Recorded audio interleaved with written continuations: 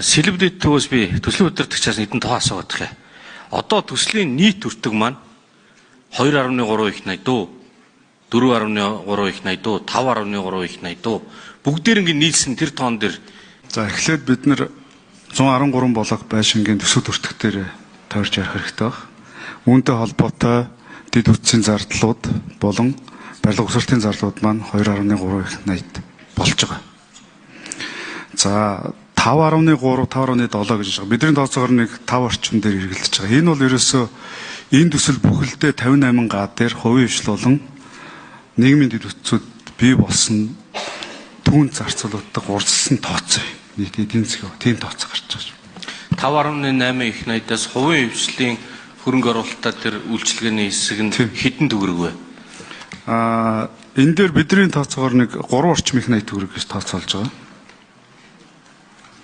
Мөн нэмж хэлэхэд хувийн хвшлийг санал болгож байгаа 40 орчим гаагаас төсөл бас тодорхой хэмжээний өгөөж хүртэхээр төсөөлөлтөй байгаа. Урдсан байдлаар 416 тэрбум төгрөгийг энэ бүсээс хөрөнгө хэлбэрээр ирээдүйд олох боломж нийслэлээр байгаа. Энэ бол энэ орлогын тухайд бас сая ерөөсө дурддаггүй нэг ажил. За 1 м квадрат талбайн өртөг 3 сая 700 юу 4 сая 800 юу. За нэг магадлагдсан төсвөр 1 м квадрат маань барилгын талбайгаараа 2 сая 460 мянга. Үүнд бол нөөт болон барьж байгаа компани зардал, ашиг, за төслийн менежментийн одоо төслийн багийн хэрэгжүүлж байгаа 2% зардал, магадлалшгүй, зохиогчийн хяналт бүх зарлууд орсон. За ашигтай талбайраа шилжүүлэхээр 3 сая 460 мянга болж байгаа. Энэ нөгөө нийт эзэмшлийн талбайгуудаа хасад тооцож байгаа. За тэгээд дэд бүтцийн гадна төвчлөгийн зардлыг нөвөл нэг 3.8 орчим сая багтж байгаа. Борлуулах хүн хэд вэ? За борлуулах хүн дээр бид нар 3 хувилбартай яг одоогор байна, яг эцэлээгүй. За шууд өртгөөрөө борлуулах 3.8-аар тий боломж байна. За эсвэл 4.1 зах зээлийн дундаж ханшаар бас борлуулах нэг төлөвлөгөө байна. 3.8 нийт өртгөн дотор нөгөө бонд зээлийн хүү санхүүгийн зардлууд бол багтсан гэж ойлгох уу? Бондын хүүний зардал 3.8 дотроо бол багтаг байгаа. За тэгэхээр ингээд чинь зүгээр бизнес ингээд зарчмаар 4 сая гарan 4.8-аар зарж ээж нөхөг маягийн тоо байгаа юм л да. Тэгэхээр явж энэ хэмжээний өртөг нэгэн л хүрж байгаа бол хувийн хвшил ороод хийгээд ашгаа аваад баяжаад ингээд явхад ийм дүн гарчаад байна шүү дээ. Тэгэхээр бид нар зүгээр эргээд одоо бодох хэрэгтэй. Түрүүн бас яриад байсан тэр ер нь бол бас хувийн хвшлийн оролцооны илүү байж ийн чи явах юм биш үү гэж яриад байгаа дүгнэлтээ бол санал нийлэгдэх шиг байна. За бас нэг асуулт байна. Энэ 12 мянган орон сууц гэж тийм ээ. Нөгөө бонд 500 сая доллар бонд босгох үеийн дох бичиг баримт. Одоо бол 8500-аар өрөхгүй нэ 490 идчихвэлээ. Тэгэхээр 3500 орон сууц хайцсан бэ гэдэг асуулт. За төслийн нийт 158 гагийн хүн амыг анх захиалахдаа 50 мянган хүн амтай байхаар гэж ажлын даалгавар боловсруулж өгсөн. Тэгээ энэ хүрээнд 12 мянган айлын орон сууц энэ бүс нутагт боломжтой гэдэг тэзүүг байгаа. За үүнээс 3500 хувийн хвшлэр бол үйлчлэгээтэй орон сууц хэлбэрээр ерөнхий болон хэсэгдсэн тусгасан. За 113 блок 9-өөс 12 давхар орон сууц нь бол 8575 айлын орон сууц байгаа. За тендер явцад 10 мянган айлын орон сууц гэж яригдсан. За төслийн баг нэг айлын дундаж метр квадратыг зураг төслийн хүрээнд нэмэгдүүлсэн 61 м квадрат болгосон. Энэ ямар зорилготой вэ гэхээр хот байгуулалтын хүрээнд бүх төрлийн худалдаа авах сегментүүдийн төвлөрөх ёстой гэж үзэж байгаа. 33-аас 89 м квадрат 11 төрлийн орон сууц. За 60 м квадратыг яагаад сонгосон бэ гэхээр ипотекийн зээлэнд хамрагдаж байгаа дийлэнх нь 60 м квадратыг худалдаж авч. За мөн бид нар орон сууцны үнийг хэд байх вэ гэдэг нь ипотек дээр олгогдсон өнгөрсөн хугацаанд олгогдсон нийт санхүүжилтийн 70-аас дээш хувь нь дунд болон дундаас дээш иргэдэд олгогдсон юм байна. 3.5-аас 4 сая төгрөгийн орлоготой иргэдэд. Тэгэхээр бидний зорилго болвол зорилтод бүлэг гэж яриад байгаа нь худалдаж авах чадамж бүхий иргэд гэж харж байгаа. Дундаж орлого. Тэгэхээр манай дундаж орлого 2.5 сая төгрөг байгаа. Тэгэхээр ипотекийн өнөөдөр мөрдөгдөж байгаа шаардлагын хүрээнд энийг худалдаж авах чадвартай хүн 6-аас 8% болон 30% жил хүртэлх зээлээр авахд дундаж орлого нь 2.5 сая төгрөгийн орлоготой байхад дүүцгүүцээр төлөвлөсөн шүү. За тэгэхээр орлоготой тааруулаад талбайгаа нэмсэн болохоор 3500 оноо сууц байхгүй болсон. Гэхдээ энд хоёр асуудал байгаа л да. Нэгдүгээрт нь бол анх бонд босгох шийдвэр гаргахдаа 12000 3500 гэж асар том тоохгүй. Тэгэхээр энэ шийдвэр гаргаж байгаа хүмүүс чинь тэр хэмжээний айлын орон сууцыг хангах юм байна гэж шийдвэр гаргаж. За дараагаар нь явцын дунд өөрчлөгдөнө гэдэг бол нөгөө үндэслэл тооцоолол өөрчлөгдөж байна л гэсэн. Том төслүүдээр өөрчлөгдөх нь өөрчлөгддөг. Гэхдээ тэзүү зураг төсөл хоёр багцаараа хийсэн гэдэг байгаа тийм төсөл төр. Ийм багцаажид гэдэг юм бол ер нь техникийн зүгээр нэг товчхон ойлголт өгөхөд тэзүү гэдэг чинь юу их гэж байгаа цар хүрээгээ тодорхойлоод тэрэн дээрээ тулгуурлаад наривчлсан зураг хийдэг байшингийнх. Хоёулангийн нийлүүлээд өгчгөр явж байгаа хооронд өөрчлөлтөд итгэл ийм л асуудал л да. Өөрчлөсөн зураг төсөл бол яах вэ? Тэгэхээр энэ дашрам дэлхийд худалдаа авалтын хуулийн дээр бид нар бас нэг ийм яриад байгаа шүү. Багцаар нь мега төслийг хурдан явуулахын тулд хийхгүй бол болохгүй гэдэг. Энэ дээр бол маш том эрсдэл гардаг. Энэ бол зүгээр төслийн удирдлагын асуудал. 500 сая долларын бондыг 2027 оноос 10 сараас төрж эхлэхээр хуваар нь тийм ээ. За тэгэхээр одоо энийг яах вэ? 27 оны 10 сард бол орон сууц зарагдахгүй. Сэлб хор төсөл болохоор түрээслэр шилжүүлэх юм юу та? Энэ дээр ямар төлөвлөлт байна вэ гэж.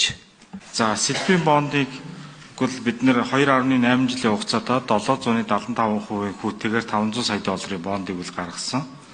За бид нар бол одоо бол биднэрт бондын үлдэгдэл мөнгө маань гүйцэтгэлтэйгээ уялдаад 1.5 их найт төгрөг байгаа.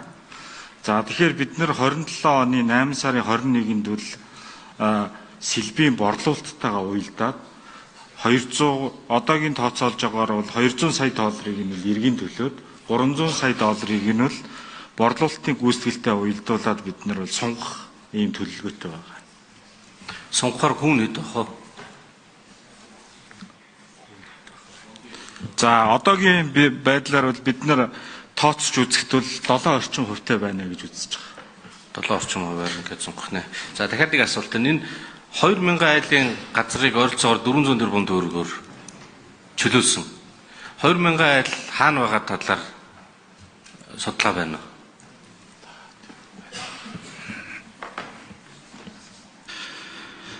За богино хугацаанд шууд худалдаа авалтаар чөлөөлсөн яг нэг давуу тал харагдаж байгаа. Нөгөө тал нь энэ улсууд хайцсан бэ гэдэг асуудал бас нэлээ одоо бидний хувьд ч Нүслийн банкны хувьд ч дараагийн одоо газар чөлөөлтөнд дээр анхаарах шаардлагатай гэж үзэж байгаа. За урдсан байдлаар 3 хорооны одоо иргэдээс одоо хорооны одоо процесс авсан мэдээллээр нэг 8-аас 10 орчим хувь нь орон сууцыг орсон гэдэг ийм мэдээлэл өгсөн. За бусд нь бол мэдээж одоо өөр агуулгаар зарцуулсан ийм байдал урдсан байдлаар гэдэгт байна. За тэгэхээр гэр ороодлолд бол энэ байшин барилга орон сууц бол үнэхээр хэрэгтэй байгаа. Нөгөө их төвшин гэсэн бас дөрөв асуудал шүү дээ. Утааны бодлого хаана вэ гэд айлуудыг шилжүүлж байгаа бол утаагаа бууруулж авах ёстой. Гэтэл нөгөөдөл маань 200 сая төгрөг барьж аваад нэг хүн дунджаар тэгээд дахиад нэг газар хашаа хатгаад ингээд суудсан байх магадлал өндөр байна л да. Тийм болохоор бодлогын дүгнэлт хийн гэдэг бол сонсголын бас нэг ач холбогдол. Энэ орон сууцны төсөл хэрэгтэй гэдэг бүгдээрээ л мэдчихэж байгаа. Хаана төрийн үйл ажиллагаа, хаана бизнесийн аж ахуйн үйл ажиллагаа тэрийг хэн хийх вэ? Би ингэмээр уулан санагдаад байхгүй. Нийслэлийн засаг даргын одоо шилэл үзүүлэлт ч юм уу нийслэлийн засаг даргын тамгын газрын сайтн дээр энэ хоёр үзүүлэлт байнга л байж байгаа хэвээр. Яг энэ үзүүлэлт яаж хэлбэлж байгаа гэдгийг өнгөрсөн жилүүдтэй хин удирдах гэсэн баг үедээ харьцуулаад харж болохоор ийм өөрчлөлтүүд гаргаж тэрний төлөө бас ингээд бууруулдаг, хийж байгаа хөрөнгө оруулалт нь яг энэний төлөө зорддог. Энэ буцаад яг иргэдийн нийслэлийн оршин суугчдын хувьд бол ажил амьдралд нь нэмэртэй ийм л болгомоор байгаа байхгүй. Тэгэхээр төсөл хийхийн тулд биш тэгээд нэг цаана ийм зорилготой хийгээд байгаа шүү гэдэг. Бүгдээрээ ийм зорилго чиглэсэн байвал илүү одоо хийж байгаа ажлууд маань үр дүн чиглэсэн байх юм болов уу гэж бодоод. Нийт төсөл маань хэрэгжснээр тухайн орчны агаарын бохирдлыг 47.8% буюу 50 орчим хувиар бууруулна гэсэн тооцоотой байна. Одоо энэ сэлб дэд төвтэй холбоотойгоор тэгэхээр яг хідэн барилга баригдах вэ, тэнцэнээс яг хідэн бодитоогоор дулаантай вэ гэдэг дээр хариулт өгөөч. Орон сууц болон нийгмийн дэд бүтэц, 3 сургууль, 5 цэцэрлэг болон бусад дулааны ачаал хангалттай хүрэх эрхний ээлжинд байна. Сэлб төвийн хувьд бол өртгөө нөхөх төсөл мөн үү? Өнөөдөр оруулж ирээд байгаа тэр бонд чинь тийм эрсдэжээд байгаа зүйл байгаа мó. Энийг олон нийтэд ингэж мушгиж тайлбарлах тусам энэ том төслүүдийг эрсдэлд оруулахыг л одоо нэгуртаа. Бидний тооцоололоор эдийн засгийн өгөөж нь бол жилийнх нь өгөөж нь 15-аас дээш гарчих. Энэ олон улсын хувьд бол сайн гэж дүгнэж байгаа. Санхүүгийн өгөөжийг хэн хүртэж байна гэвэл эндээс төслийг гүйцэтгэж байгаа барилгын компаниуд хүртэж байгаа. Төсөв бүртгэг дээр ногж байгаа төсвийн нормороо бол 180 орчим төгрөгийн төгрөгийн ашиг нь барилгын салбарт өөртөө үлдэж байгаа. Тэрнээс биш төсөл хэрэгжүүлж байгаа төслийн баг болон үлдэхгүй. За мөн метр квадратын үнэлгээгээ бид нар мэдээж өртөгдөр суурьж гаргаж байгаа. Мөн зах зээлийн дундаж үнэлгээ, өрсөлдөх чадвар, за мөн бусад барилгын компаниудын бас бизнесийн орчинг бас хязгаарлахгүй төвшөнд үзэж байгаа. Тэгээд борлуулалтын орлогыг бид нар 2.4 их найдаар, нийт хөрөнгө оруулалтын зарлыг 2.2 их найдаар төлөвлөсөн. Бондын иргэн төлөлтөд бол ямар нэг эрсдэл учруулахгүйгээр бид нар ажиллаж байгаа. Төслийн борлуулалтын орлогоор бондын хамгаалалт төлөх бүрэн болцоотой байгаа. Нэгдүгээрт. Хоёрдугаарт мөн дутагдж байгаа хөрөнгө оруулалтаа бид нар нөхөж байгаа борлуулалтын орлогоор. Тийм учраас бол эрсдэлгүй гэж би хэлмээр байна. За яг одоогийн байдлаар 2000 гаруй ажлах хүч төслийн талбай дээр ажиллаж байгаа. За үүн дээр бид нэр нэмж тодтогч хэлэхэд гадны хөрөнгө оруулалттай компани гэрээн дээр маш хатуу заалт оруулсан. Хуулиндаа 20% хүртэл туслан гүйцэтгэж авч болно гэж байдал бид нар 40% хүртлээр тавьж өгсөн. Яг өнөөдрийн байдлаар төслийн гүйцэтгэлийн нийт 80-аас дээш хувийг дотоодын аж ахуйн нэгжүүд, бэлтгэн нийлүүлэгч нар ажиллаж байгаа. Яг өнөөдрийн байдлаар 2100 орчим хүн ажиллаж байна. Бодлого байхгүй байгаагийн илэрл юм аа. Барилга хот байгуулалтын яам. Монгол улсад энэ гэр хорооллын дахин төлөвлөлтийг ямар зарчмаар явуулах юм бэ гэдгээ бодлого байхгүй байна. Нүдэн дээр нь, нүүрэн дээр нь алдаатай төслүүд хэрэгжиж байхад дув дуугүй байсан. Ер нь нийслэл бол яг энэ төвчрлийг тайлъя, утааг арилгая гэж ингэж явсан шүү дээ. Гэхдээ тэрний ард шийдэхдээ дандаа төр өөрөө шийдэн, нийслэл өөрөө шийдэн, утааны байцаагчдыг бий болгоно инээ тэрэгээд хувийн хвшлийн оролцоог бүгдийг нь халж хийсэн. Утааг арилгахдаа яасныг та бүхэн мэдж байгаа шүү дээ. Урд нь янз бүрийн хувилбартай төлшүүд хийжсэн бүгдийг нь хаачаа зөвхөн өөрсдөө үйлдвэрлэнэ гээд тэгээ өнөөдөр хашаанд нь хүртэл бараг тэр сайжруулсан төлшийг хүргэж өгдөг. Нийслэл бараг 40 тэрбум төгрөгийг зөвхөн зөөвөрлөхөд, тээвэрлэхэд хэрэгэлдэг болсон шүү дээ. Хашаанд нь тэр айлуудад тэр сайжруулсан төлшийг хүргэж өгч байгаа тэр. Ийм л нөхцөл байдал руу аваачсан. Бол хувийн хвшил нийт их үйлсвэрийн болныг 60% гаргах хэрэгтэй гэж. За үлдсэнийг нь бол орон нутаг болон төсөв, за олон улсын байгууллагууд те газар чөлөөлтөөр газрын эзэстнэ гэдээ явчих болно гэж. За энтэй бол би энэ шинжилгээс хал нэг байна. Хувийн хвшил нь илүү давмгаалах ёстой.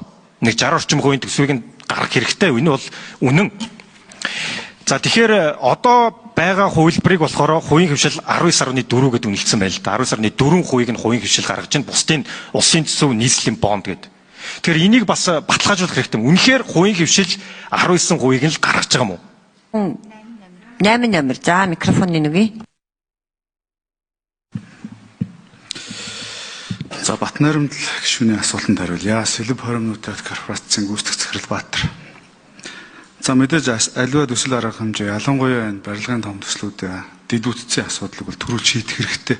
За 2013 оноос хойш Азийн хөгжлийн банкнаас санхүүжүүлсэн дэд үтцийн ажлуудыг 100% ашиглаж байгаа. Нэгдүгээр. Хоёрдугаар сүүлийн өсөн нэмэгдсэн тэзүүгийн хэрэгцээгээрээ одооны байгаа сэлб болон дамдаржгаас ирэх дулаанаараа болвол одоогийн төлөвлөсөн 100% хангаар байна. За түрүүний хэлэн дутагдж байгаа зүйл дээр бол тэзүүн дээр 63 мегаваттын шинэ их үйлсвэрийг барьж байгуулна гэдэг ийм төлөвлөгөөтэй. Гэхдээ төслийн баг бол яг нүүрсэн цахилгаан стандартаас бас жоохон татгалцсан. Ягаад гэхээр Улаанбаатар хот газын шилжилт гэж яригдчихээн. За газрын гүний дулаан гэдэг манай төсөл дээр явагдаж байгаа судалгаанууд бол зэрэг явж байгаа. За хэрвээ 63 мегаваттыг хэрвээ бүр барихаар болох юм бол сэлб дэд биш одоо баригдаж байгаа дамдаржаагийн станцыг өргөх болцоотой гэдэг дүгнэлт гарсан. За энэ дээр бид нараас урьдчилан тооцоог нь гаргаад зохих албаныханд хөргүүлсэн байгаа.